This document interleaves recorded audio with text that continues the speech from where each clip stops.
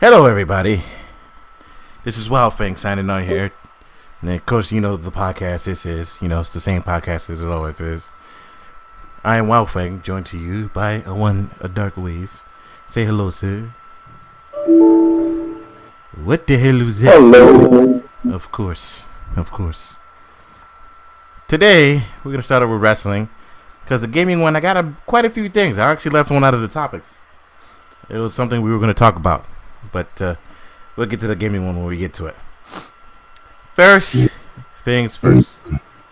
Dynamic tree. The fuck? It's Galactic Carnage. He's cashing in his money in the bank for the podcast hosting title. Where the fuck did you come from? I just came from waking up. Yeah. Well, now it's the three of us. But we're going to start with WWE today, of course. Clash of Champions. Who saw it? Everybody saw it? So that's it. Gave her incredible powers and in no way decrease her quality. I'm gonna say this. How many matches do you think were good? In no way decrease her quality of life. How many matches do you think were good on Clash of Champions? I'm gonna go ahead and say one that I can think of off the top of my head. Just one? Yeah, well, in my head technically two, but one was story wise, and the other one was an actually good match. Yeah, gonna have to agree. Let's run through this pay per view that overall was not good. Now, I know for a fact that you, Darkwave, said you don't watch the pre-show. But I watched this one. Oh, was the match good to you? Anything good? It was alright. It was alright. I didn't watch it. I didn't watch it. The match was on the pre-show. Cesaro and Shinsuke versus Lucha House Party. Oh. So irrelevant. Okay, understood. Yeah, it was a basic match. I didn't watch it, but I heard it. I heard it was okay, but now the Darkwave confirmed this nonsense. Let's move on to the match that I think was arguably the match of the night, which was Sami Zayn versus Jeff Hardy versus AJ Styles. First of all, I'd like to say this because I'm gonna have my opinion to here out first. That match was not only the match I called, it was going to be the match of the night, but then after I watched the match and it ended, I genuinely believe it was match of the goddamn night. I want to know who at WWE, their creative team, came up with that ending, because they deserve a raise and they deserve to be the head of the creative team. There's no way it's the same people that have been writing the same trash endings for years. That was genuinely a good ending. It was something I wasn't expecting from WWE.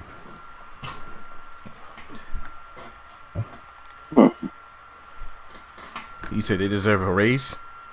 A raise. Oh, yeah. Whoever thought of that was a smart person. You said they deserve a raise for the what ending? The ladder match. Was I cutting out? Oh, when I said no. No, I zoned for like 2 seconds. I was reading something. I would say they deserve a raise because this is called back payment for the garbage we've been getting for the last, 5-6 years. Yeah. So well, I would my point was this is clearly somebody new. So yeah, they need to be in charge. It's probably not someone new. Probably Vince McMahon probably got his fingers off the books, for a night, for a segment, and let his actual writers do their job. Yeah. And I think that's highly likely. I mean, it was, like I said, it was actually really good. I don't believe Vince had anything to do with that match. You'd be lying to me something fiercely if you said Vince made that match. I'd be like, nah, I don't believe it. Why isn't it like he just decides the outcomes of the matches based on who he likes, because we know that's how it is. Doesn't just he decides the outcomes and then tells his team of writers to write something, and he just leaves it alone, leaves it at that. I don't know. That man's interesting. I don't think that's how that match went, son. He probably went, I don't know anything about these wrestlers. You guys come up with something, and they were like, Sami Zayn, handcuffing, and earlobe. Book it. That shit was smart and genius. It's so nasty. I just need them to stop using Jeff Hardy's earlobe. He just needs to let that joint seal up or something. I mean, he can't heal it up now. It's a little too late. I was him. I put some duct tape on it so nobody can mess with his earlobe, because like, what the hell? Everybody just decides, oh, I'm gonna pull on his ear. Like, no, it's weird. I mean, it is weird, but I feel as though Randy nasty. It works. Yeah, Radio did it the best though when he put the screwdriver and stuff in, even though clearly it didn't hurt him at all. Like if he was like, this hurts, I would be like, you lying piece of fecal matter. It's probably not gonna hurt nearly as bad as any other thing you could take in the ring. Jeff Hardy is nah. That man's like, oh, okay, whatever. Yeah, once your earlobe's like that, it's over. Yeah, it's over. Moving on to the next match here. Oh no, yeah. Hold up, before I move on, Sami Zayn, the way he ended that match, it's fucking beautiful. Fucking beautiful, son. Yes, magnificent. I was expecting that. The ending for anyone who didn't watch, Sami Zayn was on the back of AJ Styles, handcuffed to AJ Styles as well, which was a feat of strength in its own by AJ, carrying the man up the ladder with one arm, basically.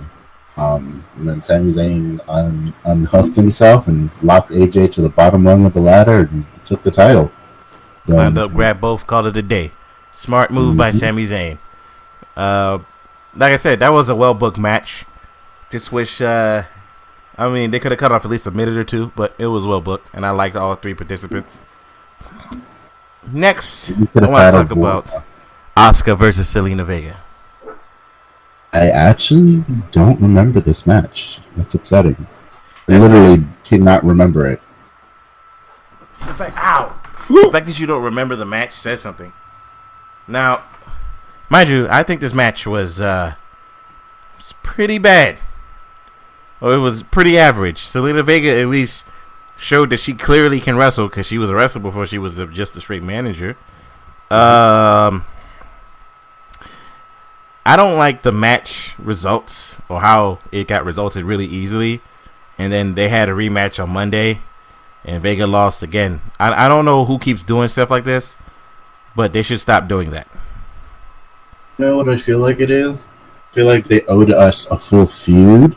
Like, they think they owed us a full feud between them, yet they knew the draft would be starting today.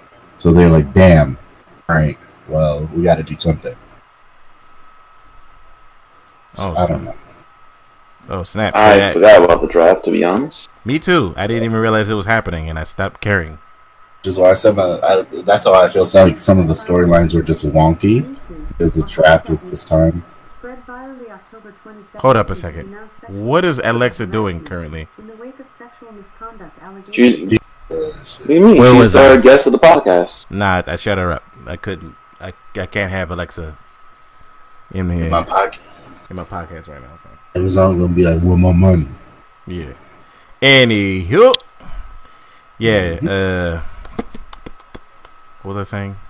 We're in the middle of talking. Oh yeah, the Zelina Vega match. I don't know what it is with WWE, and they posted matches or redoing matches after we just seen the match. So having the match happen again on Raw with the same exact results, the same exact way, was pointless. I just, like I said, our theory is definitely just it had something to do with the draft, and then there was also rumors that Raw was written 30 minutes, or not 30 minutes, but that morning. Mm-hmm. And I don't think this McMahon had much to do with what happened on Raw this time. Oh. I mean, I do Even though believe Raw was still bad. It was actually worse than it was last week. Yeah, so, that makes sense. We'll get into that. Yeah, we'll get into that later. A little bit later. This ain't going to be a super long podcast. Next was Bobby Lashley versus Apollo Crews. And I still, to this day, am happy that they're not flip-flopping the title. But I am also pissed that Apollo Crews lost the title with the way he did. And I'm very confused why they gave Bobby Lashley the fucking full Nelson. That shit is weird to me. He used to have it, didn't he? Nah, he used to do a suplex. The Dominator suplex. I remember him doing it against, what's his name? Masters. Yeah. And I remember that from my childhood, so I guess they just gave it to him. He broke out of it. I remember, yeah, but he used it a couple matches. I remember him using I don't know if Bobby Lashley better than anything that man does. Yeah, Bobby Lashley is literally the worst charismatic wrestler on the roster right now. And every time he's in the match, I go, this match is not interesting. Surprisingly enough, our special guest from the other day said he likes that and he likes the Roman Reigns. I was like, what the fucking charisma vacuum that is the Hurt's fuck is her name? That Hurt Business. The Hurt House. The Hurt Business, a lot of people seem to like them, and it's simply like he put it last time.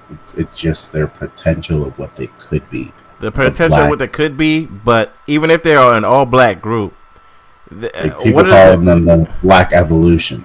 Yeah, they have one of the wrestlers has some of the worst charisma in the world. Like I can't get behind him. Then there's why they gave him all them people to give him something.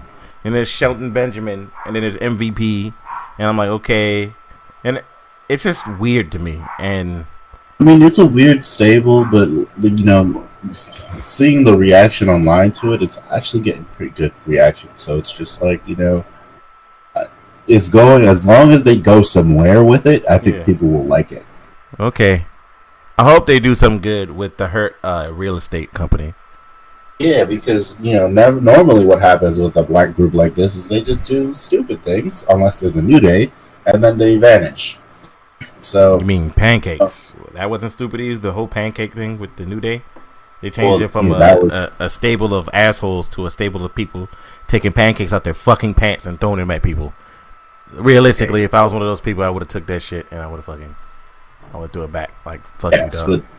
The reason I said in the New Day is because the New Day got over. But if you're saying in general, then yes, the New Day was stupid too. So, but they somehow got over with the pancake thing as well. I was like, well. Yeah. Pretty much. What is next here? Oh yeah, no, hold up. Before I move on, I genuinely, like I said, I don't like this group too much. To me, it's like I said, it's just a I don't know, bro. And they lost on Raw, by the way, so they look less dominant than they did. Lost to who? They lost on Raw to Apollo Crews, Ricochet, and Mustafa Ali. It's ugly. Yeah, that's very Mustafa ugly. Mustafa who comes out of the ground every centuries. Yeah, okay. Randomly win a match against MVP and then disappears. Exactly. Moving on to the next match. If I see this match one more time, I'm going to stop watching. I'm going to stop caring. It was the Street Profits versus El Fuego de Felindio. Oh my god. I met Andrade. They've done that match like 1,000 times in the span of fucking what? I don't know if you guys almost a full fucking year. Half a year. I don't know if you guys noticed, but it's a quick side note. You ever notice how they're trying to turn into like a soap opera with all their Hispanic talent right now? Have you noticed what I'm noticing? What's going on with this Hispanic talent? What you're saying? Everything that has to do with them, they're trying to make it super dramatic, like it's some sort of soap opera or something, instead of just having them in general wrestling feuds and storylines. I don't know, bro. It's weird. I'll bring it up when we talk about the Dominic Mysterio. Especially you can see it when you look at the Mysterio family and what they're doing with the Mysterio. It's so unnecessary right now. People like it. Dominic or Aaliyah or what? The Aaliyah storyline right now. People are like, "Oh my god, it's so good." I'm like, "Well, I don't even think that storyline is kind of not the storyline should have been over 6 months ago, but we're still going on. I'm just gonna say this before we even get to that, since he brought it up. The storyline should have been over 6 months ago. What's his name? Rollins is doing his best character work of all time, but his feud, I just couldn't give two shits. And I mean, Aaliyah being 19, while Murphy is what, 30 something. It's like, granted, it's weird, but I mean, she is She is legal, but it was so weird. It's weird, but I mean, it's not like we haven't heard old people dating young women before. So I don't fucking know. I mean, that too. It's fucking weird, man. I don't know, man. I don't know. I have nothing to really. I legit have no words for it. If I'm being perfectly honest, I really don't. But I'll just leave it at that. Me in this situation, I'm gonna be completely honest. While Darkwave is right, yes, there are old men dating young women. It's just the fact that in certain situations, it's just not. It's not like, yeah, you got young girls. It's more like, what the fuck are you doing? So now that they did this, it kind of makes me want to slap Vince in the penis. And what are you doing, you ugly motherfucker? Why are you doing? I mean, he's done far worse, to be honest. Yeah, there's a hand. That's all I'm saying. Mae Young gave birth to. I don't know. So I don't know, man. I am of the way I look at it is what's his name? Rey Mysterio. Is her father. And I'm sure the storyline's not really going to go into a romantic angle. This is just WWE being WWE, but Rey Mysterio is her father. He's probably hands-on knows what the storyline's going. I don't think he's going to put his daughter or anyone, Buddy Murphy, or anyone in that particular, situation. If he, if he knew it was going to go that bad, it wouldn't be happening. That's all. I don't know. That's also. I don't know. I don't know. I feel it's weird. I mean, like I said, the story itself should have been over 6 months ago. Not even that. But not even that. Like, they're just milking how decent Dominic Mysterio and Seth Rollins get on together in the ring. They're just milking the fact that they can put on a decent match together. But besides that, like, why is this? I don't know. Like, Seth has beat that kid every single time. Why is it still going on? Yeah. All the lost. Seth, like, all the big matches, Seth fucking won, and all the small matches, Dominic won. And I'm like, okay, why is this even still a thing? Yeah. Can we end this? Anyway, I mean, maybe they want Rey Mysterio to beat Seth, but it's like, gives a shit if Rey beats Seth. Yeah, that time has already passed. Rey got hurt. It's over. Let it be. Yeah. Like, I just, Yeah, but at this point, man, I'm just like, how many times are they gonna fight? Oh my god, if they fight one more time, and I don't care. Dominic has lost all the big matches, and at this point, it's okay. I don't give a fuck. But moving on, because I won't be talking about that shit. It does make me slightly uncomfortable, but at the same time, I'm kind of like, whatever. Wait, Sunday is the NXT Takeover event.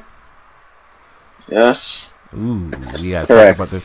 Ooh, the next match was Asuka versus Bayley, and the match ended really quickly. It was 3 minutes. Asuka, I don't even know why she even came out there to even have a match with Bayley. I was a little confused on why I had to watch Bayley versus Asuka. And then, because Shayna Baszler, who else? A bunch of people just they tested or they were with somebody that got COVID, so they couldn't be in the match. So they threw that together last second because they all had the quarantine.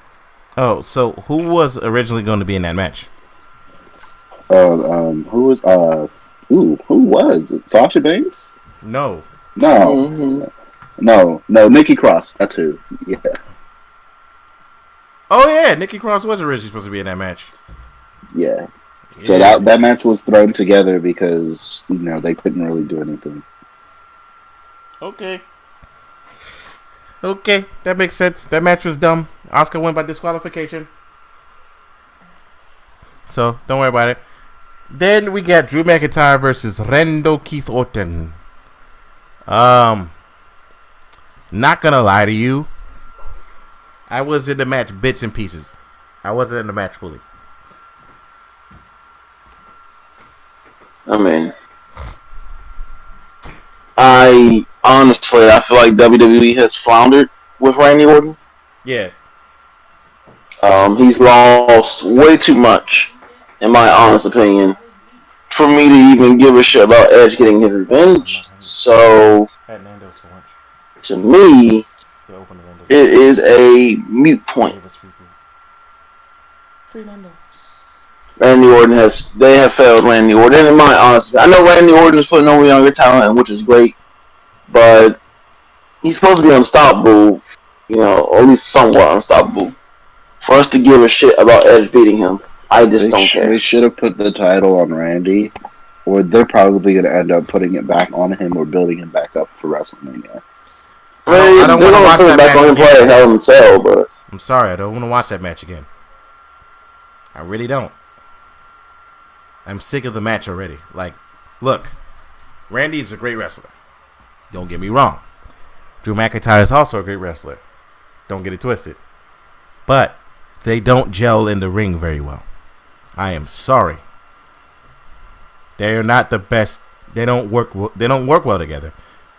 They haven't put in anything more than a 3-star match. And it always ends with a fucking Claymore kick. Except for, and can anybody correct me if I'm wrong? The ambulance match. How did the ambulance match end? The same way his match with Triple H ended back in WrestleMania 25. Yeah. Randy Orton got punt kicked. And then put in the ambulance. So why was Randy Orton on Raw the next day? Because WWE, sir. WWE. Bruh. Randy Orton should not have been on Raw. Second, was Randy Orton playing Splinter Cell a day before? Yes. Okay, and third, why is this still a feud? Please, for the love of God, end it.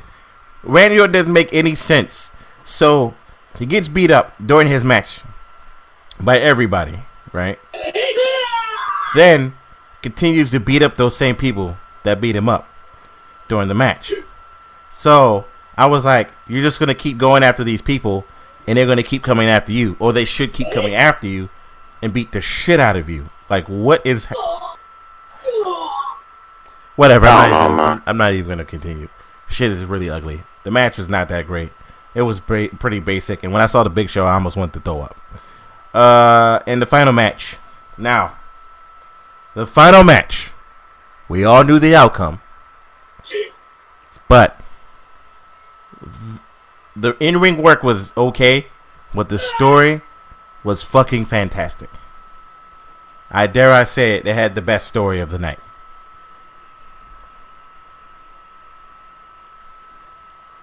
Are we talking about Roman Reigns? Yes, and you know the best part about Roman Reigns' match? He had no shirt? He had no fucking chest protector on. He looked like an evil person, and I was happy that I could see his nipples. I'm not gonna fucking sugarcoat it. I was happy I could see his chest. You know why? Because I was getting sick and tired of seeing that stupid ass chest protector. I was dead ass. You know why? You know what made me really sour on the chest protector? When he fought Rusev in the Hell in a Cell match, and he got hit with the kendo sticks to the chest. Breaking news. Yes.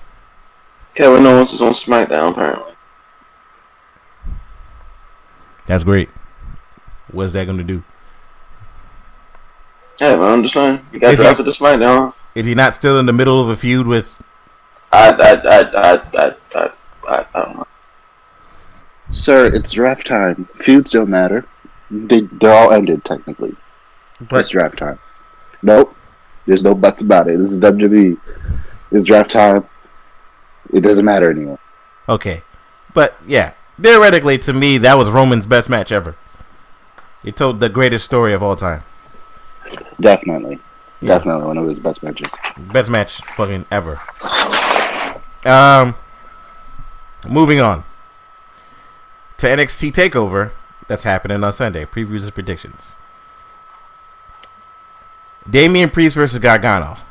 You know what? My question for you guys is, which is going to be the best match of the night for you guys? Do you know the matchup, the matches? Yeah, I do. Does anybody? Which match do you think is going to be match of the night? I actually have no idea because I haven't seen the card. Damian Priest versus Gargano, Io Shirai versus Candice, Finn Balor versus Kyle O'Reilly, Kushida versus Velveteen Dream, Santos Escobar versus Isaiah Swerve Scott. A lot of those sound really good to me, but I'm going to be biased. I want to see the Dream match.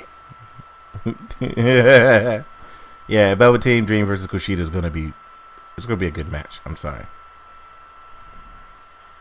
Like, it's going to be fucking good. But I think the match of the night is going to be Kyle O'Reilly versus Finn Balor, son. Kyle O'Reilly is so goddamn good in that ring. And I honestly want to see him win the match. I want to. You know, I know who got. Also, is Cameron Grimes heel? Is he seriously heel? I mean, he's going straight to the moon. Yeah. You know, he's Cameron Grimes. Yeah, Cameron Grimes does not seem like he's heel. I believe, well, he's been a heel, unless they try and turn him babyface. It looks like he's been a heel. Bro. All right, we'll see.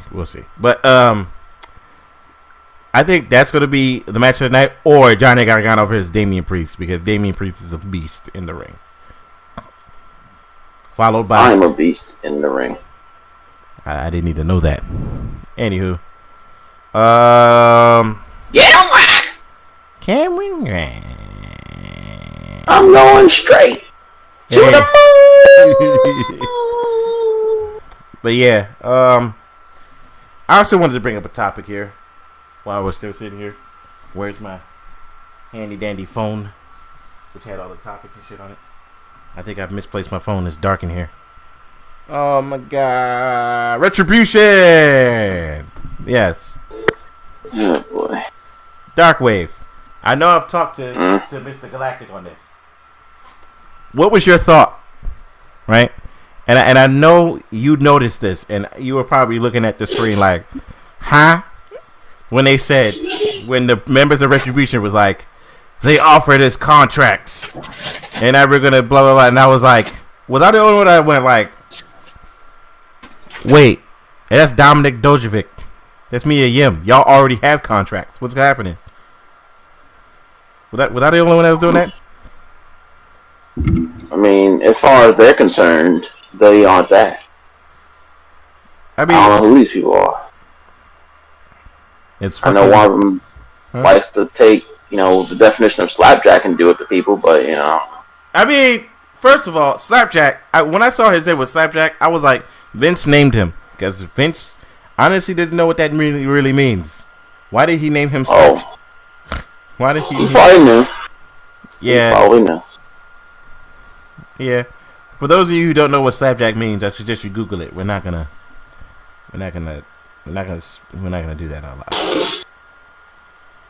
Oh no, we must. I'm not. If you want to explain one of the definitions for slapjack, you can. When a man does inappropriate things and slaps someone with inappropriate water in his hand. There you go. Slapjack. What the fuck, bro? Hey man, I didn't say where it was an inappropriate water. It could be dirty water from the creek. Who the fuck knows? You know what? I'm gonna let you have that. I would have said grease from a tube steak, but you know. No, just inappropriate water. Yep. Yeah. It could be anything. It could be water from a creek. It could be water from the sink. Just know it's not good water.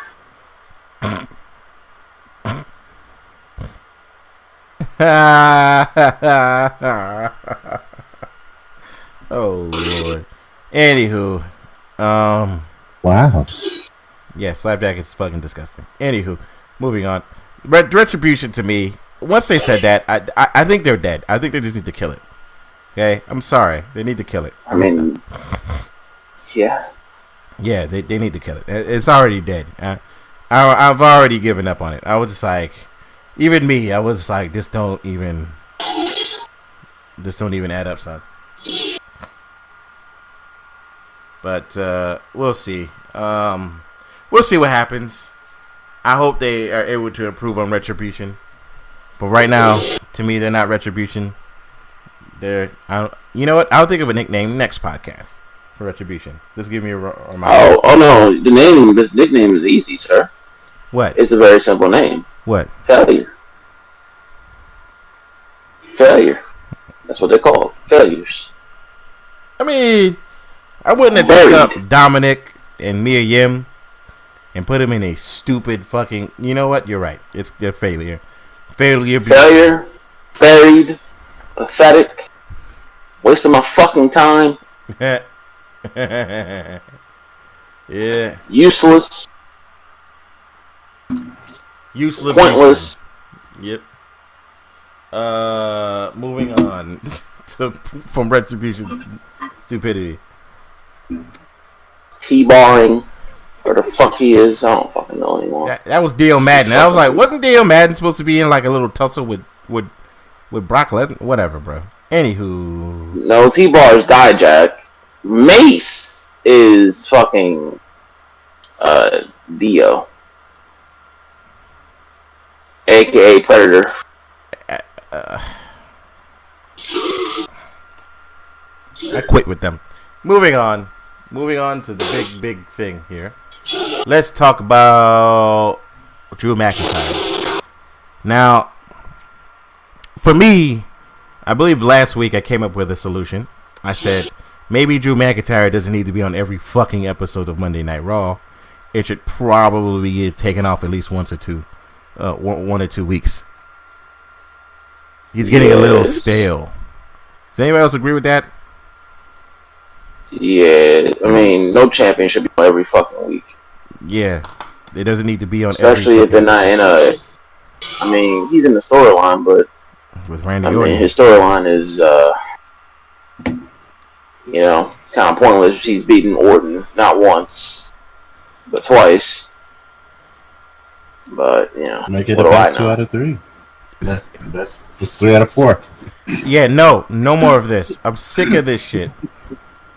You know why I'm sick of this? Because it's just getting, it's getting pointless. Repetitive. Yep. And at this point, I'm just like, yo, please. I don't. Hold up. I think I'm actually able to pull something up. Yeah, at this point, I'm just getting a little annoyed with Drew McIntyre. And at this point, I'm like, yo, okay. Some of the best talent in NXT I haven't seen in weeks. But that's fine by me. You know? Like, how many of you guys... am I the only one saying that this man is stale? I know I can't be the only one for this nonsense. I wouldn't say Drew is stale. It's just his feud is fucking stupid.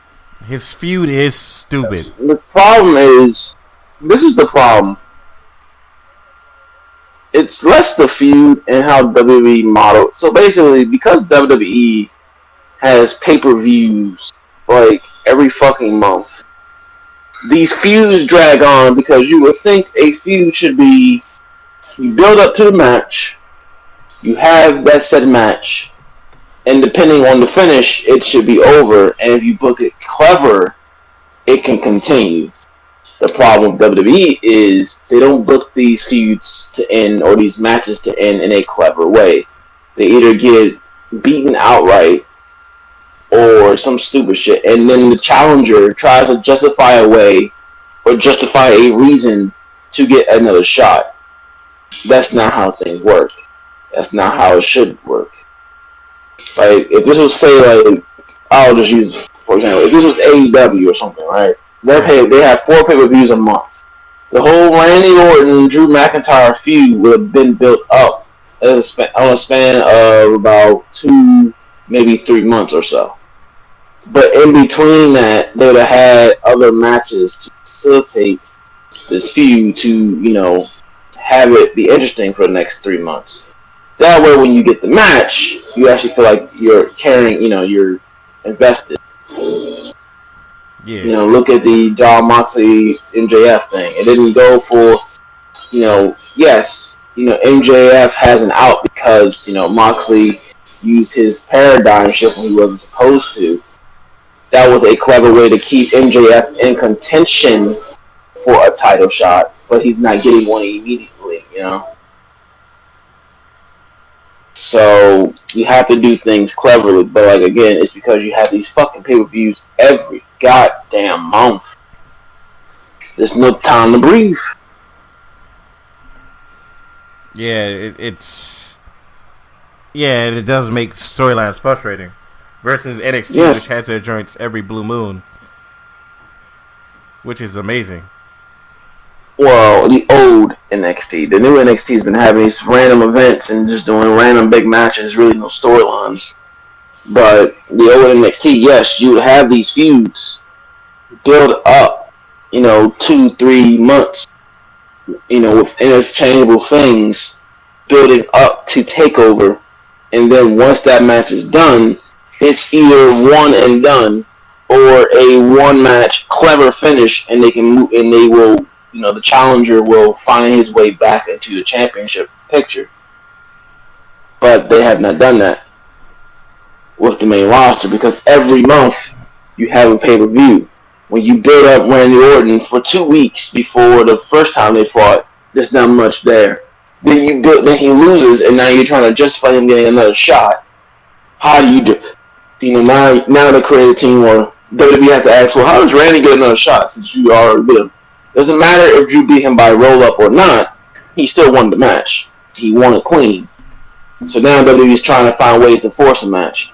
Then you get the actual match, and their clever way of being retarded and stupid is, oh, let's have the legends come out and attack Orton. That will cause need to put them inside Hell in a Cell. But in my opinion, it should not. Ambulance match is no disqualification. No count out. Anything goes. So once again, why is Randy Orton getting a title shot? You know. That is actually a good question. You know, now granted, they are trying to do one of these, you know, like in the background kind of thing with Orton. You know, Drew McIntyre, quote, has moved on. Orton attacks the legends. But we all know where this is going. This is going to force, and this is what WWE does. This is how they think this works. They'll have Drew McIntyre challenge Orton. The Last of Us anything that makes it fine and dandy. No. That does not work that way. Because it's still stupid. Like, why would Drew McIntyre openly challenge Randy Orton to a WWE title match because he hurt some legend? No. You just get to shout Randy Orton backstage and call it a day. Why would you give him another title match? It doesn't make sense. But this is WWE creative. They're creatively bankrupt in every sense of the word. Yeah, they don't make no goddamn sense. Nothing makes sense with this company. Hence, why I say what I say. This is how they book. This is why Seth Rollins, or actually Seth Rollins is a whole different story. But this is why that Randy Orton McIntyre thing is going on, because they have no one else on that brand. Like, there's no one else even worthy. You can't do Rollins again. But oh, God. Even though he would make sense, he has been winning all his matches as of late. You can't do that again. He's already, it'd just be rehash. But there's no one else on the roster right now who's even on Randy Orton's level as a heel, which is WWE's fault. So, I don't know. Like, it's just none of these stories are compelling enough for us to sit here and say, yeah, we want another feud between these guys. None of these are. Nothing overall. Yeah. The Roman Reigns thing, the only reason why that's even worth time is because Jey Uso is his legit cousin. So it's like, okay, you can get maybe another match, which they are doing, by the way. It's a spoiler. They are doing another match with them. But you can do that because they are cousins, and the story is personal because they are family. With Randy Orton, it's like Drew McIntyre is defending the legends or some shit, and it's whatever. Yeah, it doesn't look good. Like, you can defend the legends without giving Orton a title match. Just beat the shit out of him backstage like you have before. And call it a fucking day. There's no need to sit here and give Randy another title shot. He doesn't need it. He really does not. It's really stupid to me. Yes. Alright. So this company is creatively bankrupt. So what can I, what do you expect? Nothing. Alright, now that we've done that, we're done with wrestling for right now. Is there anything you guys want to talk about in the wrestling sphere? Before I move the fuck No. Alright. I have definitely, unless Galactic has something. Galactic, you have anything? No sir. Alright, let's move on to fucking gaming, okay? Gaming I want to talk about. Mr. Galactic. PlayStation had some leaks. What were those leaks about? Have some leaks? Yes. I need to pull up a list, but off the top of my head, we have, which probably to me is the most important one, cross-generation party chats. Oh. We have, yeah, we can talk about that for a little bit. I know. Mm-hmm. What do you guys think about? That's pretty sexy. Yeah, love it. Sony also announced 100-man. Sony did not announce this, but a leak said there might be 100-man parties. How about no? Nah, that's too much. I don't know. It's like 16 is the perfect limit. You think Who the fuck has 100 friends you're going to talk to on PSN at one fucking time anyway? What kind of nonsense is that, bro? I don't know. How are you going to talk to 100 people simultaneously? Can you explain that? I have 100. Well, I have 100 friends on PlayStation. I mean, I have over 100 on PlayStation. I'm talking about the people I legit talk to. I don't have 100 legit people I actually talk to on PlayStation. Oh yeah. No. That's a 9 on that one. I'm gonna have to agree to that. I also don't have 100 people I talk to on PlayStation. I'd be lying. Something fierce if I said I talk to everybody. Like, I literally could lose a couple people on PlayStation, friends list, and not know, and would not care. I'm on Reddit right now, and I'm seeing there's a supposed UI leak that I'm looking at. Mm-hmm. You guys can look that up for yourselves if you're listening to this. As long as it doesn't like Xbox One's this generation's Xbox One, not Series S or X or whatever. Yeah, as long as Xbox One UI, I don't care. Yeah, as long as it's comprehensible, it makes sense. Being honest, what it was looking like to me is the PS4. Good, simple, fancier. Yeah, simple and easy. While I know people that are like, the Xbox is not that hard. I'm like, the Xbox One is unnecessary and complicated. The Xbox One S or Xbox One's UI is fucking like a clusterfuck of shit. I can't tell what's what unless I legit legit look at what the fuck I'm doing.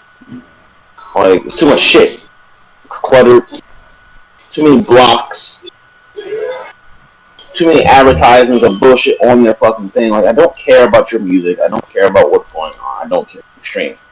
If I cared who was streaming and doing all these things, I would actually pay attention. I'm gonna have to agree to that. But like I said, that's why I even kept saying, like I said, fucking, it's the worst. It has the worst UI of both that and the PlayStation.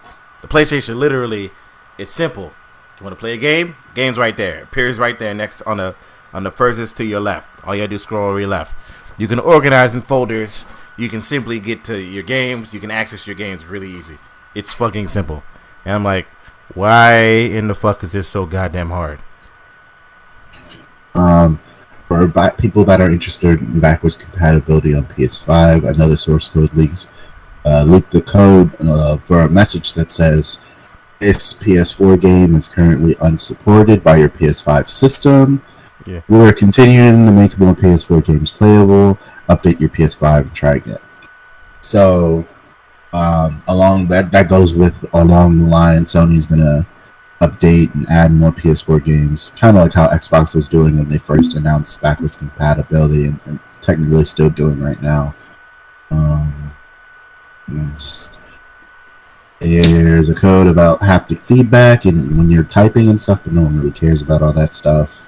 And then like I said, so the only one that's actually confirmed from the source code leak is the fact that we're getting cross-gen voice chats from PS4 to PS5, and then the PlayStation app it's going to apparently have the ability to connect to the parties as well. I don't know if we can do that right now. But, You can remote play, but that's about it. You can use your phone to remote play to the party, so if, you're watching YouTube and you don't want to, if you're watching YouTube on your TV and you don't want to be distracted, you don't be pissed off that stop it, just use remote play on your phone, join the party, put your headset on, call.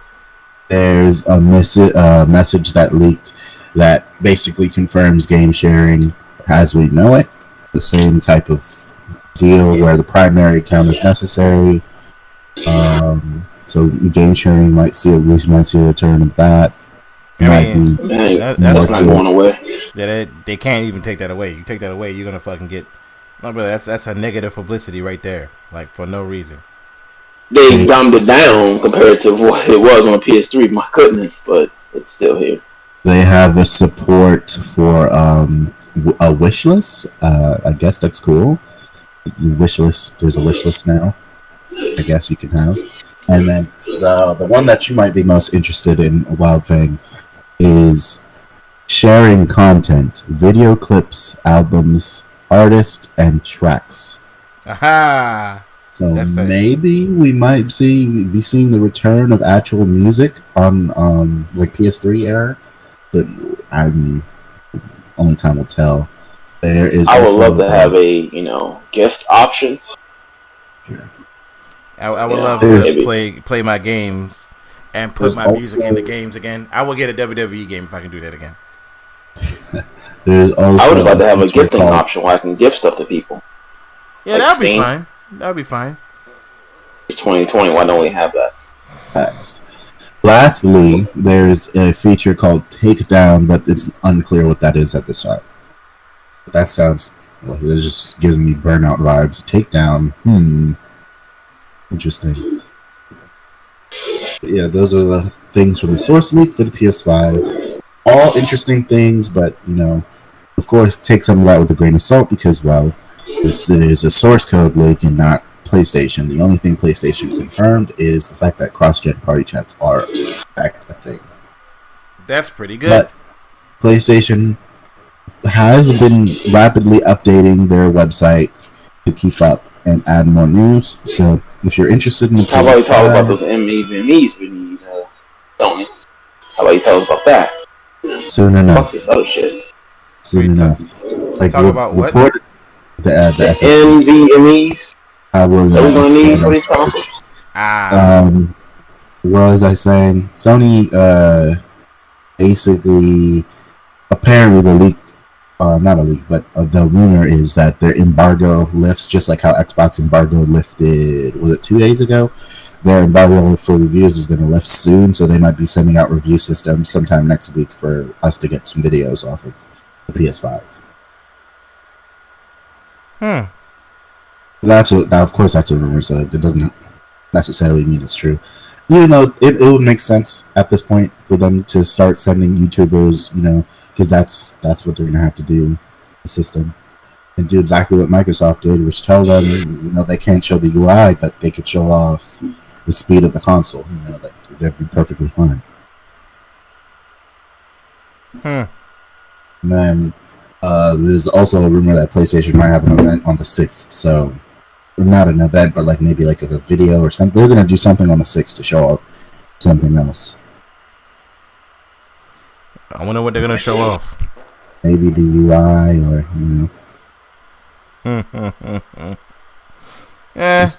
We'll see. It's going to be interesting. Next thing I want to talk about.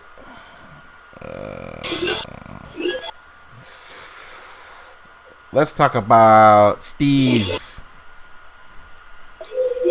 Steve in Smash Brothers, bro. It's one of the most ultra realistically disappointing things I've ever seen in my god. I was like, well, Steve is gonna be alright, but Sakurai looked like I didn't want this guy in here, but they forced me to do it. He really did look like that. Like, this man looked disappointed. He was like, I gotta ruin my roster with a fucking Minecraft character that's not really a Minecraft character. Like, Steve from Minecraft is in the game, and I was like, you could just put a character from Minecraft Dungeons and it had the same effect. Minecraft Dungeons actually looks good in motion. Like, Steve looks like an idiot, but whatever. Well, people wanted Steve, so there you go. I mean, and watch he come out and he be vicious as fuck. But he's probably going to be vicious. We'll see tomorrow, though. He comes out tomorrow? Sakurai is revealing his moveset tomorrow. And so I was about to say, I wish they need to start teasing the next character. They really do. Already? Tease the next character in the midst of your character. That'd be great. Because my heart was pumping. My heart was pumping the whole time. And then I saw the brick break and I saw Steve. And I was like, are you serious? I was like, can we get when are we going to get a fire announcement? Terry Bogard was a fire announcement, man. Joker was a fire announcement. I think Steve is very welcome after the last two DLC characters we have. What was the last two again? Byleth and Min Min. Very welcome. Min Min was great. Min Min was a fire announcement. Byleth was announced at the wrong time. Wrong place, wrong time. Also a Nintendo character. They're both Nintendo characters. Yeah. I don't want to see no more Nintendo characters as DLC. I'm sorry. I don't want to see it. Yeah. But I think Steve is welcome. Steve is welcome, but again, Min Min was one of the greatest announcements they had, and Byleth, like I said, was just announced at the wrong time. Terry was hot fire. There's a bunch of nonsense that happened. And plus, we got four left. Yeah, so, one of them down to be hot fire. We'll find out. I think Nintendo knows what they're doing. Oh, they do. They do. So, and the next thing I want to talk about, Darkwave. Darkwave. I know we said we was going to talk about it this day. Dynasty Warriors Empires. You are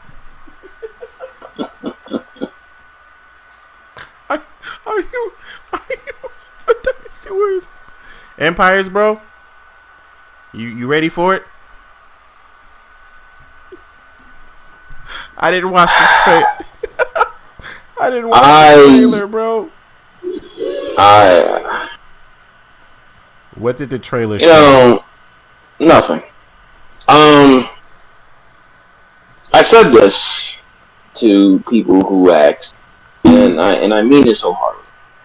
Now, there's no secret that Dynasty Warriors Empires are my favorite versions of the Dynasty Warriors, like games or whatever. It's no secret. I love them. They're fun. Create your characters, all that shit. Whatever. Like, it's all great. Couldn't get two shits less. But this game, I don't think anyone remembers. DW9 was an absolute failure in more ways than one. So I am going to say this, and you can have the full out thing. I don't give a fuck. And I put the emphasis on fuck about create a character. I don't give a fuck about sieging towns or territories. I don't care. Oh, by the way, it's not open world. I don't care. It's not. Wait, what did you just say? It won't be open world. They're going back to kind of. But that's not even the. It's not a. That's not the. That's not a like. Hooray part for me. No.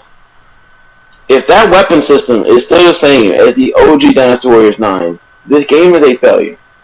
I don't care what happens. I don't care what anyone says.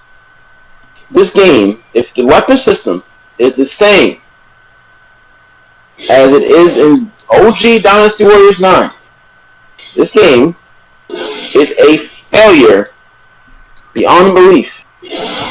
There is no getting around it. It's a failure. Dog, it has the absolute worst system of weapons in that entire game. By far. If it is not changed back to Dynasty Warriors 8 style, I don't give a fuck what they do. You know what else they need to fix?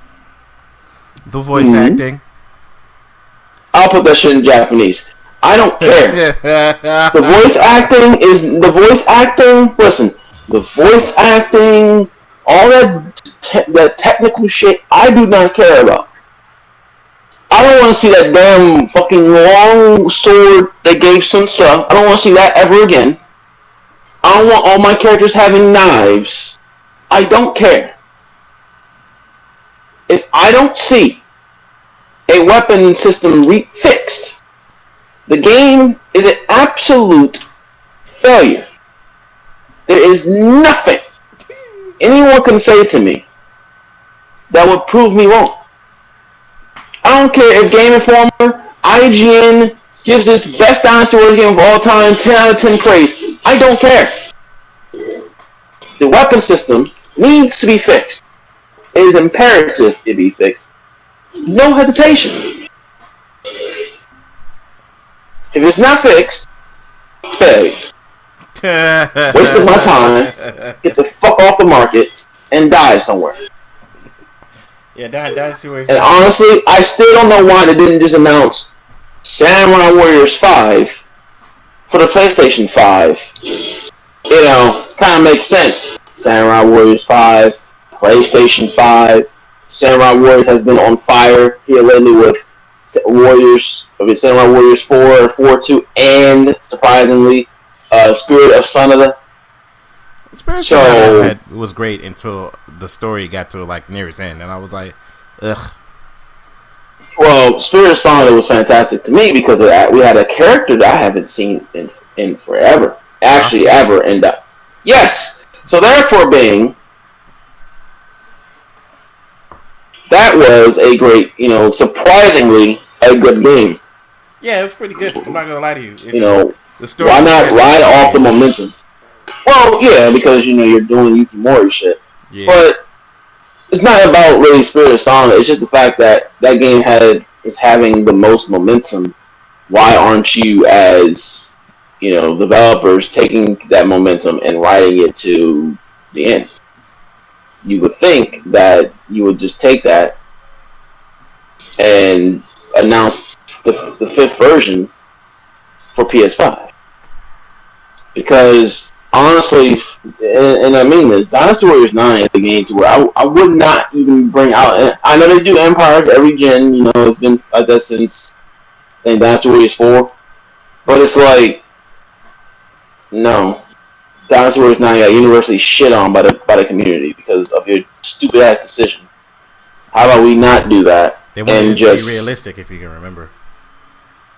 Right, I'm a one soldier man going to a fight with about 600 people, but yeah, and I'm dominating them too. Very realistic, Koei Tecmo. Very realistic. Like that happens in real life. You jump into a battle with three people, and more likely you're fucked. You're dead. But I mean, it got announced. The character creator apparently is basically taking off from Neo 2. Could be the best character creator they've ever had, which is a plus. Which apparently that's what they're riding on. But we're not going to forget your problems of Dynasty Warriors 9 because there's just no way I can. Dynasty Warriors 9 was a colossal fuck up and deserves to be called out on because, I mean, let's face it, it's shit. Very disappointing ever since the word. But, you know. Like, I remember we did the review, and I don't even, I can't. Fucking, we'll see when the Empires comes out if it's an infinitely better game. You just know I'm gonna gamefly the fuck out of it. I'm not wasting. I'm not buying it. I'm not buying it. I'm not buying it. I refuse to buy it. I can't. I can't support garbage. Yeah. Like that game is that bad. I'm not buying that shit. Why would I? We'll see. We'll see what happens. And the final thing I want to talk about with you guys. So far, you know, is it safe to say everybody's PlayStation has been secured? Hello? I mean, somewhat. Yes, no. Pretty much. Darkwave, I actually wanted to ask you a question. Xbox is in your store. Were they never even arrived in your store, right? They mean they arrived. We don't have no systems right now. Bro, I mean like the pre-orders and stuff. I mean, we got pre-order online. There was no in-store pre-order, sir. Oh, there's no in-store pre-order. Yeah, no store does in-store pre-orders. This is 2020. Unless you're GameStop. Yeah, the GameStop doesn't count. This is Target, Walmart. They don't do really like in-game pre-orders. Target used to have pre-order cards. That's what they had for the PlayStation 5 and Xbox One. They had pre-order cards, which cost $25 to pre-order the console. But they stopped doing those cards about 2 years ago. They used to do it for games and consoles. You usually could pre-order a game for $1, and when you came and bought a game, you got a $5 gift card. But apparently no one did that, so apparently they stopped it, because reasons unknown. Well, that is the reason, I guess, no one was doing it. Stupid, because that was a great, I think that was a great selling point. Yeah. But my thing, right? And I want to ask you, what do you guys what do you think is winning currently? When it comes in terms of what? Their console, their console. You think Xbox Series X or PlayStation is winning, and which one do you see is going to win in the end by the time this console generation is over? It depends. I'll say this: Xbox is doing everything right. In terms of how they're marketing their system, they're doing everything. That Game Pass or that I guess that service that they're doing that basically rent pay monthly for your console and Game Pass and all that basically, and Game Pass basically being Netflix for games. I think that they're doing everything right. The only thing that holds them back is legitimately just having no exclusive games. Sony, the only reason why Sony is even doing anything is because they have exclusives. If without those exclusives, Sony would have nothing, in my honest opinion. Because Sony is still, just basic Sony.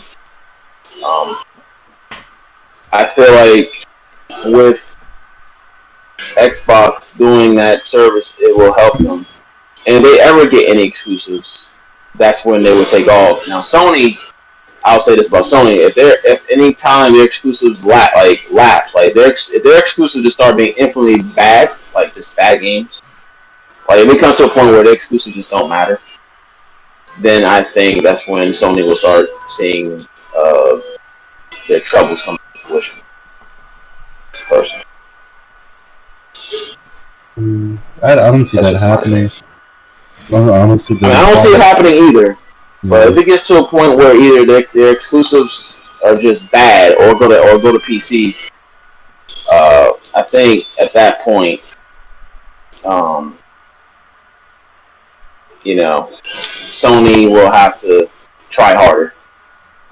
They're doing it well now because the hype for Spider-Man, Demon Souls, and stuff like that, and considering those are PlayStation exclusive, that has some hype. But Xbox is doing the things right in terms of marketing their console, in my honest opinion. I feel like the way they're marketing their console is fantastic. That basically they're doing the Netflix route, which I think is brilliant. It'll help the customers of today kind of adjust easier into the next gen. And with due to COVID, people maybe not having all the money that they need, it will really help them, adjust better to that. Like, okay, pay monthly for your Xbox. Yes, you'll probably end up spending more money in the long run, than you would just buying the Xbox and all that shit outright. But I mean, you can't really. I mean, you can't say that's not smart by Xbox. So that's just my humble opinion on that. I mean, it is smart. I'm not gonna lie to you. That is a genius move, and it does help them. It's just for someone like me, in my mind, I'm not doing that. I would rather just buy the console outright. I feel like I don't need to waste and spend for two different things and two different services at the same time. I mean, that's just me because I already paid for Game Pass. Like if I was to buy it, I would literally get that plus Game Pass. And I think all that goes together. I think if you do the subscription, because I know Target has something exclusive thing where you can, like, if you buy the Xbox, you can like do the monthly thing with Xbox for 24 months, and I think it does come with Game Pass and all that included. So I guess whatever you pay a month will be, we'll just say $30 a month. Yeah. That will be paying the Xbox that's included with Game Pass and all that. This is just rough guessing. Which again, I can't. I mean, that is a brilliant move because it will help those who are, especially dealing with COVID. Oh yeah, they may not want to throw out $500 right then and there, so if they can pay monthly. Oh yeah, or something. I don't know what happens when you don't pay monthly. I don't know if you got to take the console back or not, but it will help those who are dealing with COVID. Or just don't want to send out $500 just right now. They just want to kind of do their own thing. So, I mean, it'll be a interesting thing. I think Sony still wins in some degree. I'm not saying Sony is going to just outright lose this, this contest, but I can see, Sony, if their exclusive lapse for whatever reason, whether they just become, mediocre or just not worth it, that's when I think you'll see Xbox gain some type of momentum. Because, I mean, if it wasn't for the exclusives right now, Xbox would be surely winning right now, in my house.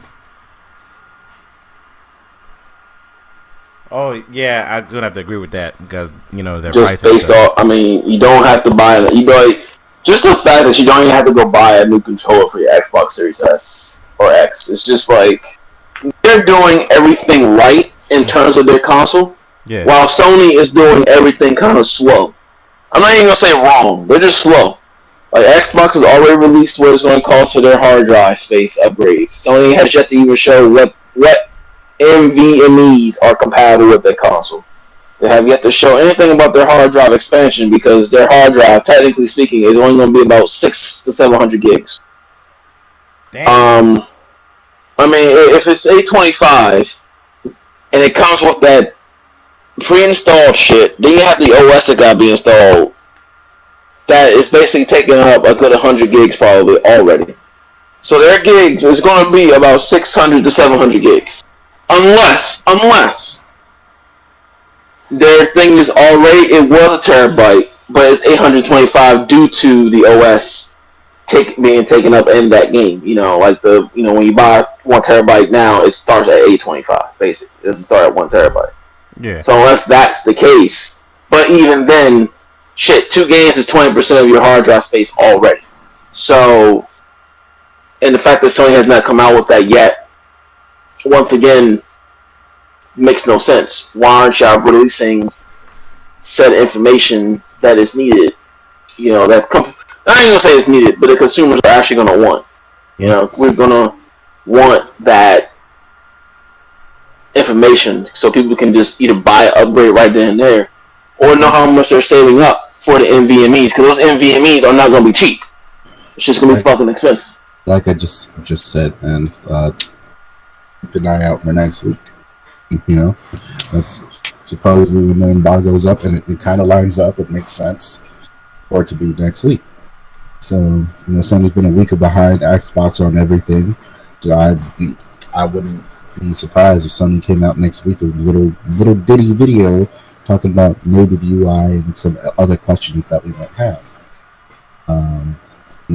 We're only 4 weeks out. No, not 4 weeks, 6 weeks out. So Sony has some time. They can. They have time, but this shit should have been. This shit should have been discussed from both companies. This shit should have been discussed in the summertime. Like this is. Oh yeah. They. It's October. You could let them. They're dragging it out, and that's understandable. But no, they should not be dragging it out. Not in these, especially in these times. Like people need to save up for it. Like exactly. I don't know if you understand. These consoles, this console gen, is going to be the most expensive console gen of all time. It's not even a contest, especially for the PlayStation 5. Like, whoa. If you look up, first of all, Sony's are. Yes. That's what I'm saying. Like, Sony, if you include accessories, hard drive space is something that people generally buy for their consoles anyway. Sony, being basically using new technology that no one's using right now, their shit is going to be out the ass to buy. Like that. If you look at NVMEs on fucking Amazon right now, first of all, you need a 4th generation one. You can't even use a 3.0. It's not going to work. So you have to use a 4th generation. Great. If you look on the internet right now, for a 2 terabyte, that's just running $400 already. A 1 terabyte is on sale for $199. The normal price is about $319 or so. That's not cheap. It's very expensive for what Sony, for what has to be done. A little too expensive. And this is why I say this shit should have been discussed in the summertime. Yeah, because and remember, I said they're killing their impulse buy rate slowly. Like, especially fucking for waiting for so long. You're waiting, like, you needed to announce the price months ago. Like, why the fuck are we getting the price like a couple weeks ago and then the console's going to release? Like, the fuck? What if somebody didn't build up? It's all a tactic. I mean, I get the tactics. There's no tactics. There's no real tactic there. I mean, stupid. They were playing chicken with each other. While PlayStation won the game of chicken, at the end of the day, all of them lost the impulse buy rate. One of my friends literally saved up the money for it. Then, when he thought it was announced, when it wasn't announced, he gave the money to do something and was mad as shit when they finally announced that in the release date. He was mad as shit. But even still, like, to bring up that chicken thing, why would Sony play chicken with Microsoft? I don't know. Why? Microsoft could buy Sony 10 times over. So why would they even play chicken? Actually, no. No. Sony wouldn't allow that even if Microsoft had the money. No. What I'm saying is Microsoft has that much more money than Sony. Hold up. They shit on Sony in terms of money. Hold up. Let me check. They do. It's not wrong. Microsoft, I think the Xbox division alone is worth more than Sony. Yeah. Sony has money, but nowhere near as close as Microsoft. Who doesn't own a fucking computer? You would have to. Oh yeah. 1 trillion versus 70 billion. You're right. Yeah. Sony. They could buy Sony. Sony only does gaming and some hardware outside of that, like TVs. Because their shit is garbage. That's why. It's just they don't buy Sony products. They only buy PlayStations and barely buy their TVs. Their phones are trash. Their computers were garbage. And matter of fact, it's not even that. Their shit's overpriced, and you don't get anything better for it. There we go. Okay, I was about to say. I was like, they're not all trash. I mean, if you're overpriced and you don't do nothing better than something that's $400, as far as I'm concerned, you're trash. I can go buy the Sony computer. I can buy the Sony computer for $1,200, or I can buy this other computer that does basically everything the same for $700. Yeah, I'll go take the $700. But they're playing chicken. Yes, I get that aspect. You want to kind of see what the competition's doing, but at the end of the day, Sony, if anyone was smart, anyone in Sony should have been like, well, Xbox is probably going to just lowball us anyway. So instead of sitting here playing chicken with a company we obviously cannot beat in terms of funds, let's beat them another way and just release our prices so we can actually look good in a decent light. Because right now, both of them are terrible as far as the way they released it, but if you're at least... go ahead. I mean, no, nothing you're saying is wrong, but, when you look at it in terms of feedback and reaction, the publicity of what is happening almost instantly sold that's exactly what is selling PlayStations right now. People are just going off of, oh my god, they sold out, And I mean that's because of what they showed us, but they could have showed us this shit in the summertime. It still would have been. They could have showed us all this stuff: Demon Souls, Miles Morales, whatever else they showed us, Godfall, and the hype would have still been there. They could have, and you're right, but I feel like it worked in their favor to do it the way they did, because now there's a bunch of people making memes about which is what they wanted. About PlayStation is the greatest next console and all of that. PlayStation has been doing the right things to the point where I don't see anyone talking on the internet about the Xbox unless it's people who follow games in general and they report on them. I have heard no one talk about Xbox, and I've heard people talk about Xbox. It's just that Xbox is in a state where you have basically the only reason it's not that people talking about PS5 specifically, it's people talking about the games coming out. That's the thing with PlayStation. That's why I say in the end, I think Xbox is doing things right, but I still think Sony is going to win. It's because the games that Sony are releasing is stuff that people want to play. Yeah. Like Demon Souls alone is something that people have been wanting a remake for since the dawn of time. Yeah. And we're getting that. Not only are we not already getting that, but we're getting that at launch. Yeah. So it's the fact that we're getting this stuff at the when we're getting it. If Xbox has some things to talk about, then outside of Assassin's Creed and shit like that, then people talk about Xbox. People talk about Xbox in terms of Game Pass, because especially now with games being $70, Game Pass is going to shine probably more so than anything else. Yeah, that's gonna people are biased towards Xbox because they have no exclusives, but and I do agree, exclusive matters. It 100% does. You need a reason to actually care. But in the long game, if you really think about it, that Game Pass is going to come quite handy for a lot of people because with the $6 era, you make a buy a game that you may not even want it, but you just decide to try it for whatever reason, and you would just buy it. If you're if I bought a game and said, "Hey, Wild Thing, this game is co-op, man, it's great." Wild Thing may say, "All right, I'll buy it, tomorrow," or he'll just buy it from the store, even if it's $60. Well, if it goes $70, your mind may be like, I'll buy something I know I'm going to play. This is where Game Pass comes in. You're paying $14.99 a month, or whatever it is a month.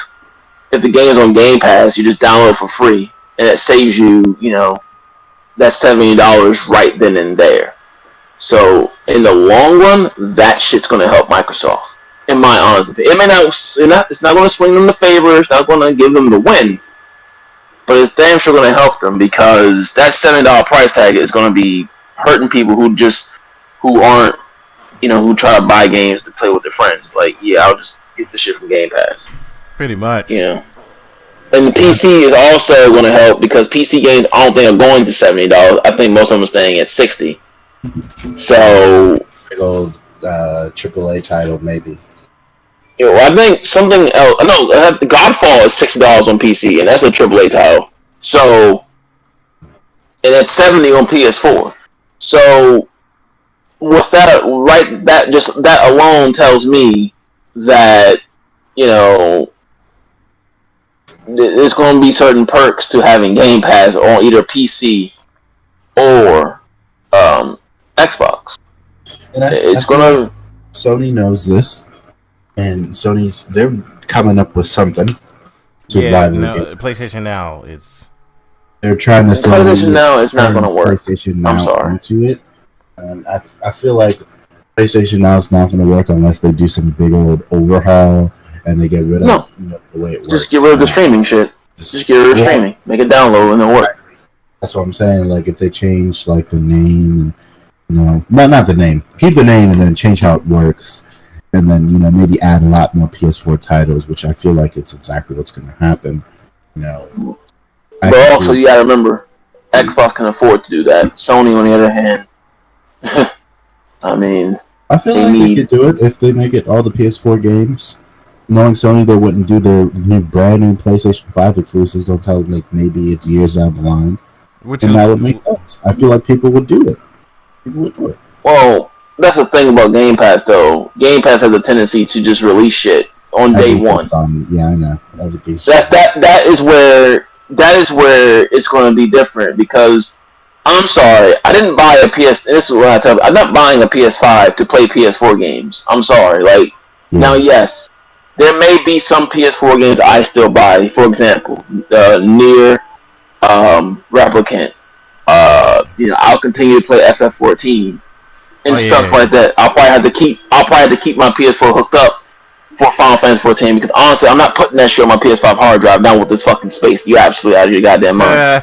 But there'll be some games I buy on PS4, but I'm not buying a PS5 to play PS4 games. I'm buying a PS5 to play actual PS5 games.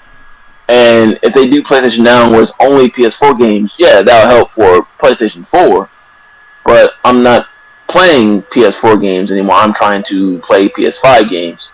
And where we all know, Game Pass is probably going to do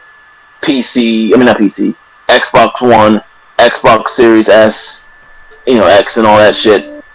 It's going to really do a lot more damage, I think, than what Sony would do with their Game Pass, unless they did the exact same thing, which I don't know if Sony can afford that, honestly. I really don't know. Xbox can do shit like that because they can sell at a loss and be perfectly fine. Sony cannot really sell at losses like that and make it out unscathed because, not saying that they're broke, nothing like that, but they don't have Microsoft money. As a company, they lean on their movies and PlayStation as a whole, so they don't have the pockets, they don't have the reserves that Microsoft does. Microsoft can go, damn, the Xbox division is sucking. Well, let's just drop. The Xbox division for them is just a Me Too system anyway. It's just Me Too. Yeah. That's literally what Xbox is. Me Too. I want a gaming system too. Shit. Yeah, and the fact that Xbox can do it. Yeah. That's literally what it is. It's like, Sony's been doing this for years. They're making a shit ton of money. Guess what, guys? What's that? We can too. For some reason, I could see Sony buying,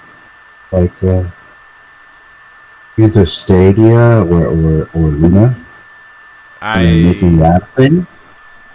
I could see that. I don't know about the Stadia. Maybe not Stadia, because Google won't want to do that. I'm sorry. But the Luna, maybe, if Amazon teams up with Sony. It's possible. Or, maybe Xbox will just be purchase. I just think Stadia is a fucking failure, man. I don't know. I wouldn't. That reminds me of what Google recently did, and I don't know if you guys knew, but on the new Chromecast, people have to wait for an update for Stadia, which kind of makes me believe that Stadia is being pushed to the background by Google. Like Google's going back to the drawing board, or maybe they've given up. It died. It died easily.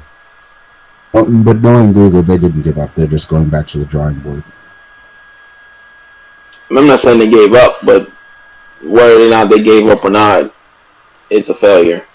Because, again, this world is not ready for streaming. It's not yet. At least not gaming, anyway. Not stream gaming. Yeah. It's right. It can stream movies all fucking day long. But when it comes to the gaming side of things, it's a big no-no. At least for right now. Down the line, sure. But right now, I don't know about that. Mm-hmm. I just don't think they're ready for that person. I don't think. Yeah, but that and again, that's why to this day I'm still a physical guy. Digital has yet to sound appealing enough for me to move on to it. I'm good. I feel like digital has its perks. It does. The games aren't. I will always be a digital. I mean, not digital. A physical person primarily. I do buy digital games, but I'm always a physical person, just based off the fact that when you have games that's been out for about 3-4 years, and you go look on a digital store, and that shit's still $60, and then you walk into a store like GameStop, find it on the shelf for $20. Like, I'm sorry, I'll take that 20 over 60 any day of the week. You know. Also, if something happens and you can't play it, you always can just pop a disc in and play it. If something ever happens to the servers or whatever happens. But it's just, I will always prefer being a digital guy. It's just something that to me is much more simpler to deal with. I mean, it's not digital, physical. Sorry. But yeah.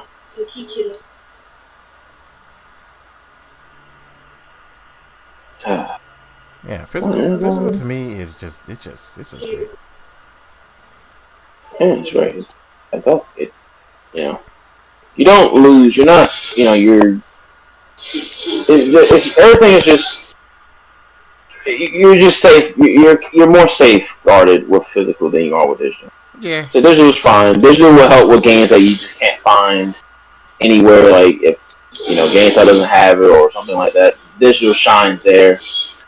I don't pay taxes for my digital, but at least I haven't noticed any taxes when I buy a digital game. It still says $59.99. So you do save that like $5 extra instead of going to the store and paying $63 or whatever. Yeah. So you do save that. Unless I mean, I work at Target, so it doesn't really matter for me. But you get the point. Yeah. So you do save that. So it has its perks. It's just that as a permanent only digital solution, you out of your fucking mind. That ain't happening. I would not be only digital. But there are a lot of people who are, and that's fine by them. Yeah, man, I'm not gonna blame you for digital, but as long as you leave me the fuck alone about me being physical, because I'm a physical guy until the day I die. I'm sorry. Hopefully, we see a PlayStation market overhaul as well. Yeah, I'm pretty sure it's going to come, especially this generation. And I say that because GameStop is definitely going to be going out of business this generation, and they're going to need a place to have these returns happen. And if Sony were smart, they would do it because you know how much money they'd make off of this, the returns. A lot of people just returning games in general. That would bring more people. What I'm trying to get at is more people would go to the PlayStation market now. Because I can return the game if I don't like it. Okay, cool. And I think it would work. It would work out. Mm-hmm.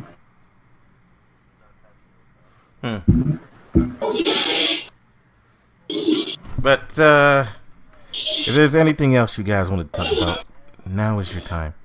Because we have to wrap this shit up.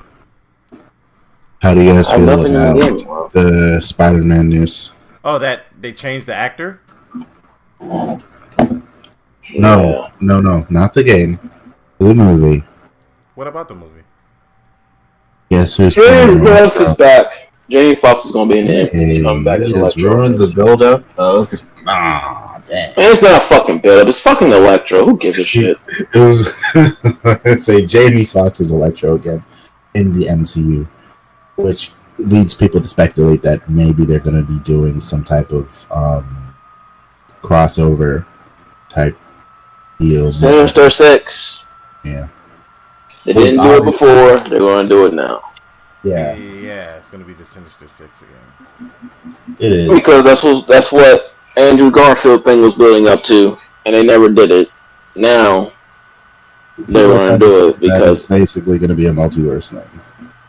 I mean, they have. That's pretty cool. They can do that. I mean, we just had Miles, Spider-Man into the Spider-Verse or Spider-Verse, whatever the fuck it was called, so it can be done.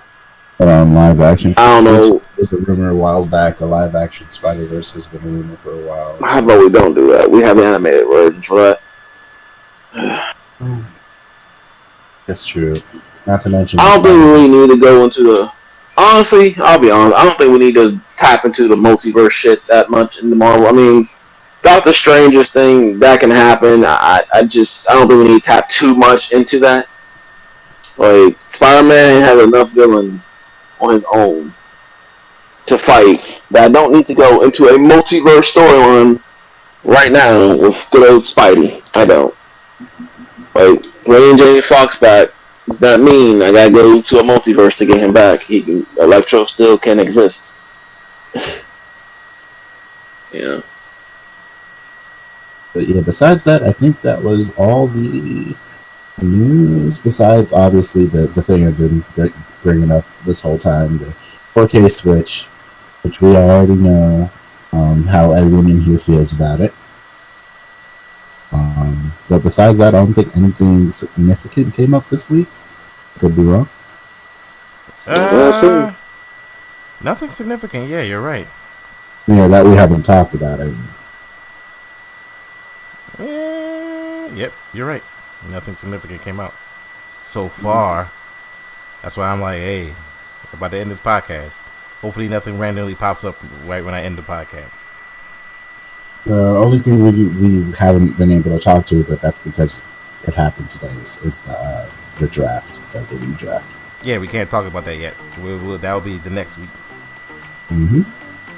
God, I love these podcasts. With that being said, we are good to go. Mm-hmm. All right. So, that being said, I'm going to go ahead and sign off. I want to enjoy fighting Fatalis. I fucking hate that guy. I bet you do. Yeah, a couple of my friends beat him already. I know a friend who beat him. Yeah, he's not. Took a fucking forever. Yeah, and the fact that you have to fight him solo first. Oh Lord, it's just so fucking weird, bro. You have to fight him solo first and all that shit.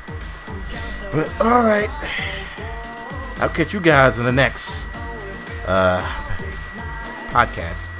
Yay!